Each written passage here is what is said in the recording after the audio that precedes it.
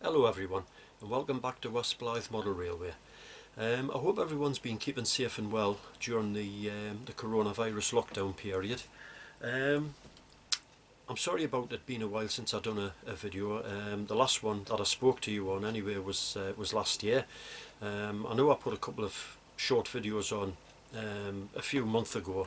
It was just really short, just to show you where I was at with the layout without making the videos too long-winded. So this video, I mean, it's just more or less a carry on, a catch up from those two videos that I put on previously, to be honest with you. The things that I've gotten done, the static grass area in the static grass rather in the depot area is pretty much finished now, which I'll let you have a look at soon. I just need to add some weeds and bushes and a few other odds and ends to the grass to finish it off. One of the other things that I've done is the baseboard that I had built for the States area and the river area of the layout. I had to build in two halves because I didn't have enough plywood to make one complete sheet for the baseboard. So I was a little bit worried about the joint being visible when the water effects added, you know, to the baseboard when it's painted and everything, in case the joint could be seen. So I decided to get some more plywood, and I've made a one-piece baseboard now, which I'll also let you have a look at. I've got that in place at the moment, although it's not fixed in place. It's just in place just to let you see on the video roughly the size of it, and you know where it'll be on the layout. Another thing that I've done is one of the yard floodlights that I got a while ago now. I don't know if you remember me mentioning them to you on another video, the Express Models yard floodlights. When I bought these two second hand, and there was only one of them worked, and I tried everything to try and get this floodlight to work, and I couldn't get it to work at all. Not a glimmer of light or nothing from it. So I just put it on the layout and I glued it in place, and I thought, well, I'll just leave it as static, you know, which obviously it doesn't light up because it didn't work. But it sort of niggled away at me, and I decided to, you know, to get it loose again and get it onto the workbench and try and get it working, which luckily I have done. It needed a little bit of rewiring and a few other bits and pieces doing to it, but it's working now anyway, so they're both working. I've only got the two on the layout. I think at West Blyth there was about 6 or 8, but because compression, you know, and space constraints, I haven't been able to fit the 6 or 8, however many there was. But I mean, I'm quite happy with the two, more so now that they both work now instead of just one. I've also replaced, I don't know if I've mentioned this, but I had an Econ ground signal in the depot area. I was never really too happy with this one, and I decided to replace it with one of the Train Tech ones. I think it's a Train Tech G3 or something like that. I've replaced the Econ one with one of those anyway, which it's a lot more realistic shape, dead simple to wire up. I'll let you have a look at that also. The upper and lower yard lights, which I have mentioned previously on a video, which I showed you on a video, which I had said that they were wired up and working, which they were at the time, but for some reason I didn't think to switch them on and let you see them working. I'll switch them on and let you see the lights working. And finally, I think the last thing that I've done is I've made a start with the Jetty. That's going to be on the West States. Once I get the States built, the jetty that runs alongside the States. I'm having to build the jetty in two halves because of the length of the States. They're going to be roughly about 6'2" to 6'3" inches in length, and I thought, well, I'll build the jetty in two halves, because to simply build it, you know, in one piece, it would be quite long to have to manoeuvre around and that to work on different parts of it, and I was worried that it would get broken. So I thought, well, I'll just build it in two halves. When the two halves is finished, I'll just glue them together, and that'll give us the one jetty, which I'll also show you soon. So what I'll do is I'll take the camcorder off the tripod, and I'll make a start showing you the things that I was talking about, starting with the static grass in the depot area. So bear with us, and I'll be back with you in a moment. Okay, this is the grass area that I was talking to you about, that I've finally getting finished. If you remember, in one of my other videos I had a patch of grass here, and I says that I wasn't very happy with it. It just didn't seem to look right. So what I did was I took the grass up, and I started again, and I'm a lot more happier with this now. you know, than what I was before. And as you can see, the grass now continues all the way down to the bridge, right down at the bottom there, and you can see that I've got the grass on the other side completed now. That's all sorted out. This is the side that needs a little bit more attention, maybe some weeds and bushes and stuff like that adding to it, so to bring it, you know, to bring it in line with the other side that I've just showed you. So yeah, that's pretty much that. I've still got, as I say, I've still got a little bit more grass work to do in the depot area, which is from here, which goes around up to about this point here. That needs some grass in, some wild grass or dead grass or something like that, as well as bushes and, you know, other bits and pieces. The rest of the depot is pretty much finished. There's not a great lot more I can do with this. The only bit that I was a little bit unsure about is this area here, where there isn't actually any sort of scatter at all on the baseboard. It's just a painted baseboard, and I'm not quite sure what to do with this bit, or whether to do anything with it at all, to be honest with you. So I'll have to have a think about that. Right, I'll take you down to the other side of the loft, if you just bear with us. I've got a baseboard. I've put a baseboard in here, which you can see there. Over at Camas, there was, next to the railway depot, there was actually there's a first school. The school's still there, actually, it's still in use. There's a school here, and down the back of the school you've got some allotments that run all the way down to the end of the baseboard there. There's also a church. I'm not sure if it's St James's Church or St Andrew's Church here.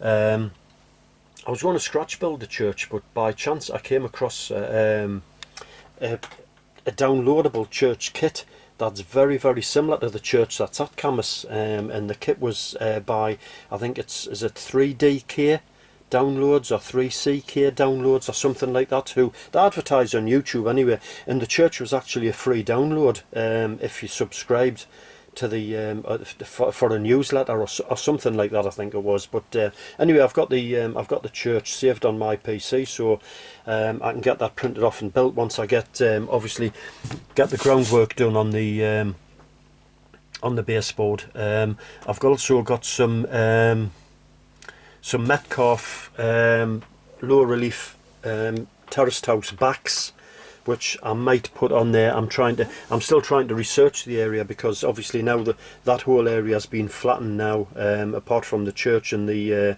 allotments are still there as well as the school, but I'm not sure about any housing that was there. I need to try and find out some more about that. If we move a little bit further down, we'll come to the States baseboard, which you can see here.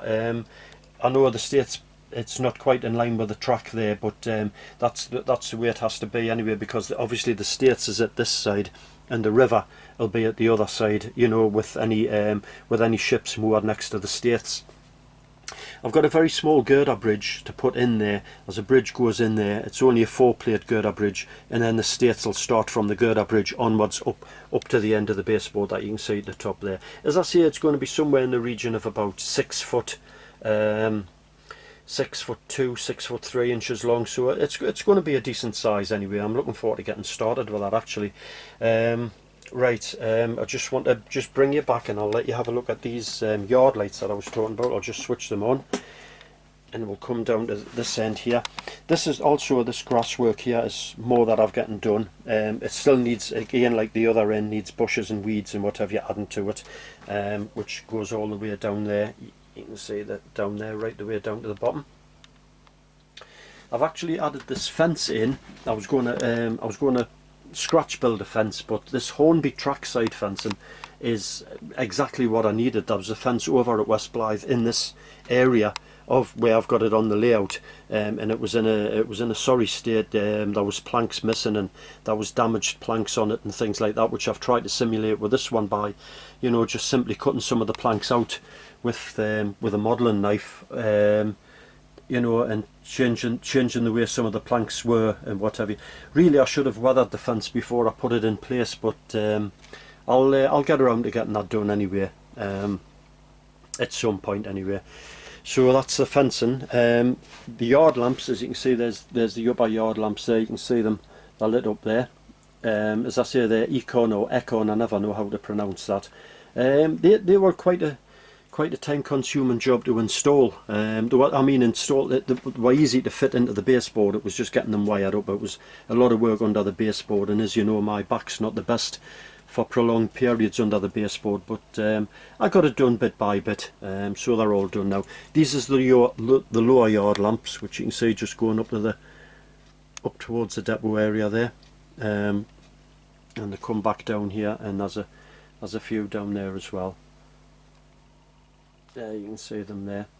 If anyone's interested in how they're switched, I've got 2 switches. Just incidentally, the office there, that lights up as well. But that's connected to the lower yard lamps, so when they're on, obviously the office lights is lit up as well. The switching for the office lights is just quite simply 2 switches here. They're just 2 cheap toggle switches. I'm not sure where I got them from now. I think I got them. I'll have gotten them from eBay more than likely. I've got quite a few actually, because I also needed switches to switch the point work. The point motors on the layout as well, so I bought them all in one go. But these are just simple on-off toggle switches, so I can switch them off or on or whatever you want. And the same with the other lighting, you know, in the shed area, the shed lights and inspection pit lights and workshop lights. The workshop light is actually which I think I've put that on a video before, like a simulated arc welding flash. But the 2 tower lights that I was on about, the floodlights, you can see the top one up there. That's the top one. That's what I class as the north tower, and the other one here is the south tower. It was the south tower that I couldn't get to work, but as you can see, it's working there now. And again, they're just switched on and off, with these toggle switches here. So that's them there. The other thing that I mentioned to you that I had fitted was the Train Tech ground signal, which I'll try and zoom into it without going too much out of focus. Yeah, you can see it. You can see it there. I don't know how clear it is. It doesn't look too bad, but that one's a much better shape compared to the Egon ones. That one is far more realistic shape. And it's when you get the Train Tech signals, I think it's a GK3/GK4 signal, and when you get it, you can have it either a double red for stop and a red and white for proceed, or you can have red and white for stop and 2 white for proceed. It just depends which way you wire it up. It'll give you the whichever combination you want. I can't remember how much I paid for that now. I think it was somewhere, I can't remember, to be perfectly honest with you. The other things that you've already seen is the bridge area, which is complete. I know I put that on a video of was sort of like a build-up video of each side of the bridge, and the actual bridge track, which is just a gravel track, as you can see there, with a couple of telegraph poles on. Telegraph poles is they're ratio telegraph poles, but they've been altered to just have the 2 insulators on there. As you can see, they've still got the foot irons on, but it was just a little bit of work with just to cut some of the arms off the telegraph poles.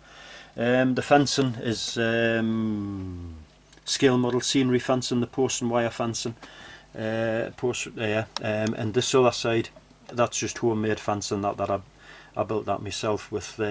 Just got some diamond mesh and just added some barbed wire, which I think I put on one of my videos how I did the barbed wire. It was just twisting 2 strands of wire together.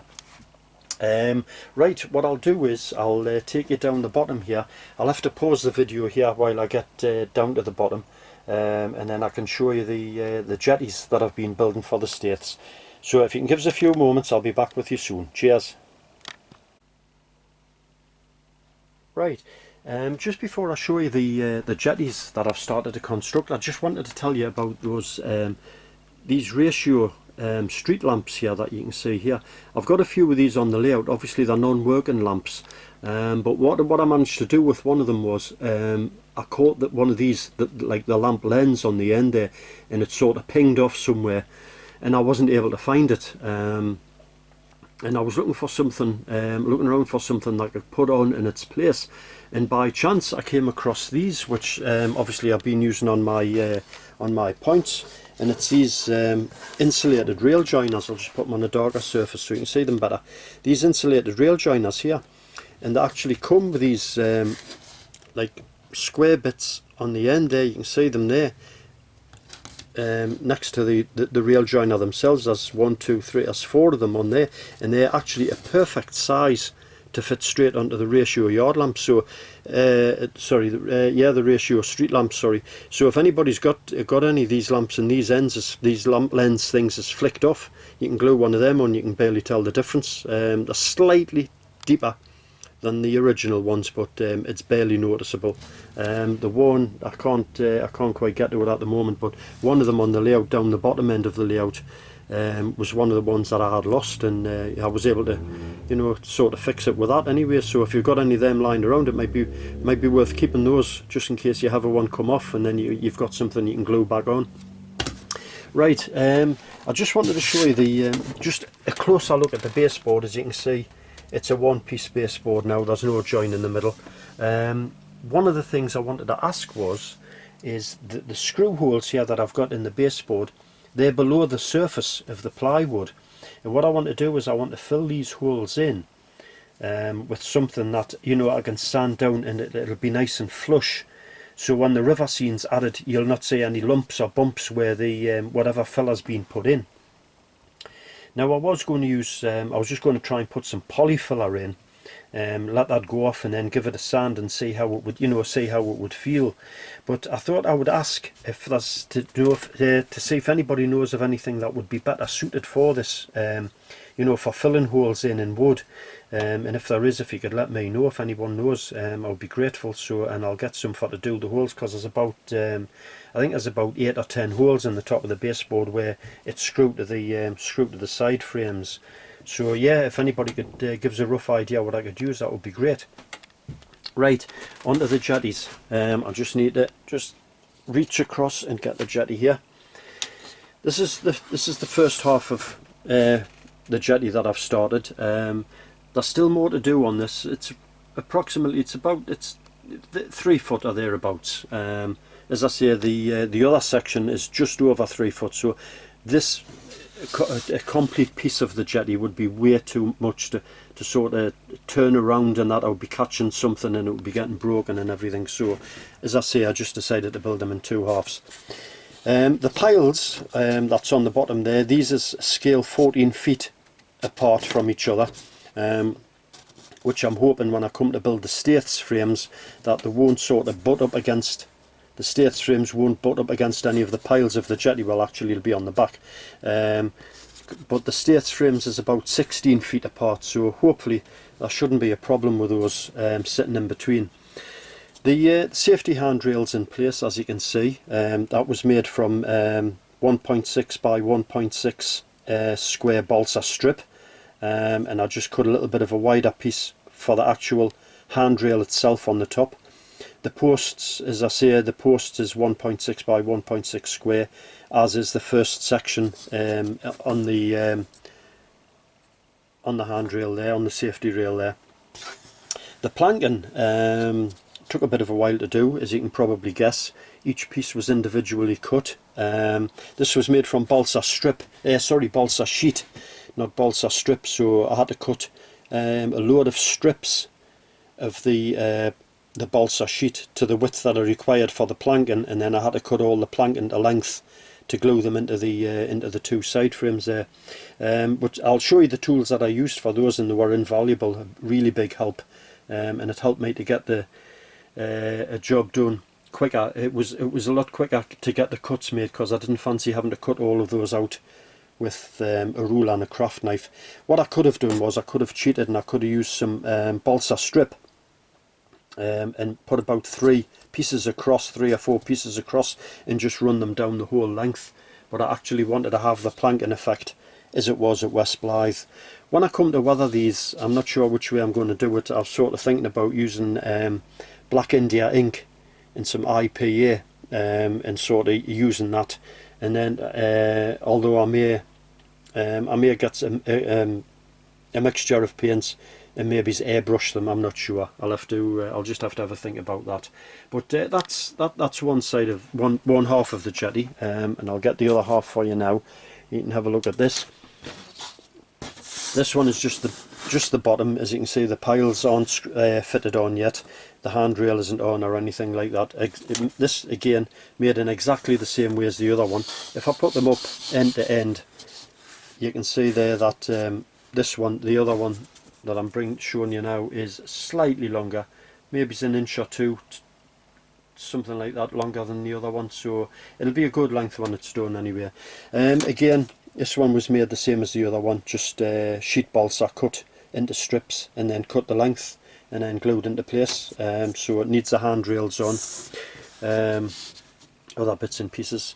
The mooring bollards for the ships, I've got these ones, these Aeronaut ships, well, not ships bollards, mooring bollards. These is 10mm bollards. You can get, I got a 5mm one, or it was a 7mm one, and it just simply looked too small. So I thought, well, I'll get some of the 10mm ones, and they'll just sit on the jetty like that.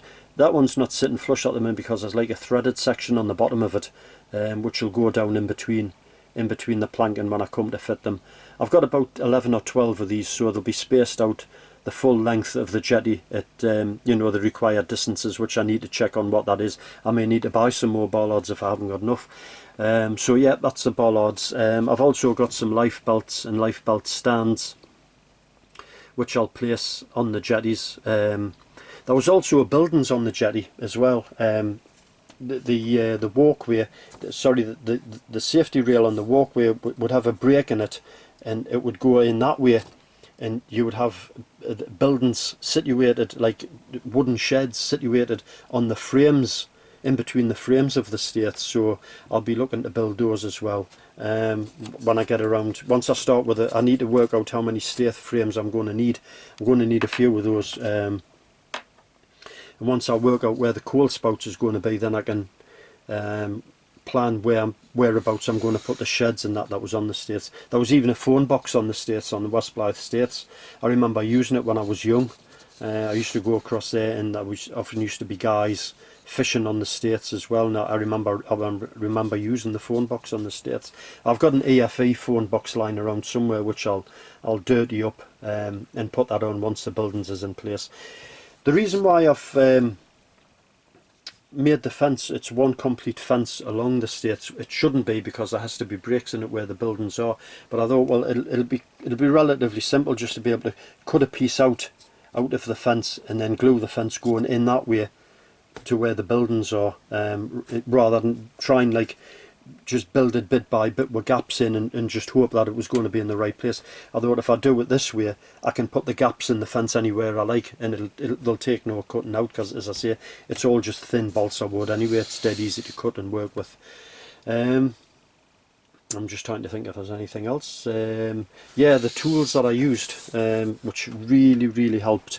I'll show you this one first. I think you've seen these before on one of my videos. This is the Northwest Shortline duplicator, and you can see that this gap here, that's the gap that's set, which is the same size as the planking there that I use the balsa strip on to make the planking. So what you do is you get a piece of balsa strip and you just cut it to the same size as this, so it can fit in this groove here. You just push it in, and you just use a craft knife and use this as a guide, and you just cut the strips off, move it in, cut the strip, move it in, cut the strip, and you just keep on doing that till you've got as many strips as you need. And once you've got that done, I used my which I'm just trying to reach it up here, my Northwest Shortline Chopper 3, which is just like a guillotine type action handle with a razor blade on. I used that to cut all the strips of balsa that I had cut to make the planks for the right length for to fit into the frames there. And using this, well, using both these tools saved a load of time. I was really pleased with the way I was able to sort of get through it and get all the bits cut that I needed. The only thing was that I found a little bit sort of tedious was gluing all the planks in place. I got about, I don't know, maybe it's about 20 or 30 of the planks glued in, which wasn't very far. It was only got to about here or something like that, somewhere like that, yeah. It might even have been less than that, I can't remember now, but it was very sort of monotonous doing that. And after I got about 20 or 30 of the planks glued in place, I used to stop for a break and have a cup of tea or something, I'll just sit and relax on the computer for a while, because it was quite, like, as I say, it was a very monotonous job doing that. But it took about this jetty here, including stopping for breaks and doing other bits and pieces and that, took about a week to do. I probably could have done it quicker if I just stuck at it, but I thought, well, I'm not going to rush it, I'm just going to take my time, because I didn't fancy having to start another one all over again, because I had made some silly mistake or anything like that. So I thought, well, I'm just going to take my time, and it'll be the same with this one as well. This one I'll just take my time and just do it bit by bit as I feel like doing it. So yeah, so that's, yeah, jetties. That's, I've showed you the tools. The other thing that I want to show you, which I think is the last thing I want to show you, is this guide. I'm saying guide, it's sort of like a mock-up of a jig that I've made for to build the Staith's frames with, as you've probably gathered by the shape. The angle of the frames is going to be 80 degrees, which I've measured with a protractor and drew the lines on and marked them up and that. These are actually too long at the moment. I need to cut these down to length of the whatever the length of the frames will be, which I won't know until I fit this. I was telling you earlier on in the video, this 4-plate girder bridge needs to be fitted onto here. And then I can measure from the bottom of the Staith's baseboard, this baseboard here, when it's in place, to the bottom of the bridge, and then I can work out exactly how long the framework has to be for the Staith's, for the Staith frames, and then I can get these cut accordingly to length. I've cut the bottom one to size already, which has got the right angle on for the timber to sit on the baseboard, but I just need to do the top ones. The top ones has to be as well, because there's a cross piece goes across the top. I've got a little bit of balsa here, I can show you. There's a piece goes across the top like that, and then the decking of the baseboard sits on these for the full length of the Staith's. But what I can do is I can just slot them in between there. If you see the wood's in there, and when I come to make the frames, I'll just sort of bring this down a little bit longer there, and then I can just get a clean cut with a craft knife and ruler through there, using this as a guide, and I can get a good shape for sitting on the baseboard. That always springs out, and the same at the other end here. I can do exactly the same here. I can cut the angle on there, and then just use a ruler and model a knife to just cut through there, and these will be already set to the correct length that they have to be. So each one will be spot on every time when I when I do it. The good thing about it is as well, I don't know if you noticed, I'll see if I can find that bit of balsa wood again, just to show you, which it's here. The balsa wood, when it's sitting on this, you can probably see there's a lip. The balsa wood sits slightly higher than this timber here. So what I'll be able to do with that is as well, I'll be able to put a pencil line on each side here, because there's cross pieces has to go across the frames to tie the frames together, or the frame sides together. And of course I can mark with pencil on here and on the other one exactly where it has to be, so every time I glue one of the cross pieces on, it's spot on every single frame in the same place at the same height and everything. So yeah, I think this jig type thing is going to save a little bit of time for doing the frames, which I'm looking forward to getting started with them, and I might start them pretty soon actually, because I'm sort of dying to build one of the frames up, or a couple of the frames up, to see how they look, built up together. I'm just trying to think if there's anything else I can show you, and I don't think there is. I think I'm done here. Just as a matter of interest, I'm using, if anybody's interested or doing work with balsa wood, I'm using this HMG balsa cement. I got this on eBay, and it's cracking stuff. It sort of goes off in about 10 minutes. I mean, obviously if you leave it overnight, it'll be off completely by then, but it goes off in about 10 minutes, so you can still work with whatever you're doing, providing you don't stress it too much and crack the glue loose. But I found it ideal for putting the planks in. I could get a load of, as I say, I could get about 20 or 30 planks in, and then just leave it for about 10-15 minutes, and then when I come back to it, the planks was really strongly held in place, which is great.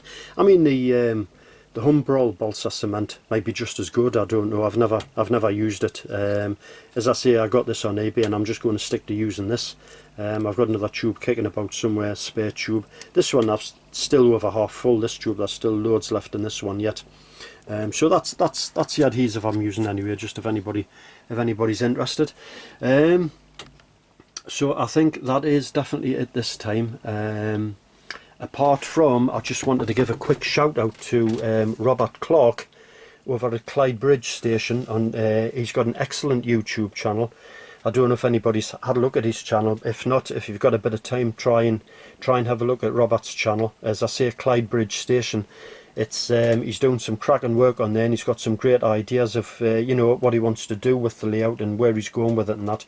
Obviously, hence the name Clyde Bridge. It's a Scottish themed layout, which I like the Scottish based layouts, and Robert's is particularly good. So if you get a chance anyway, have a look at Robert's site, and I think you'll enjoy looking at it. So I'm going to sign off now anyway, and I'll get back to you hopefully not as long as a year this time, with some more work done on the States, or on the baseboard, or the jetties, or whatever. As I get the other jetty done, I'll do another video and let you see them joined together, and you know, maybe with some of the details on the jetties and that. So anyway, goodbye for now, and keep yourself safe and well, and I'll speak to you soon, and thanks for watching. Cheers, bye.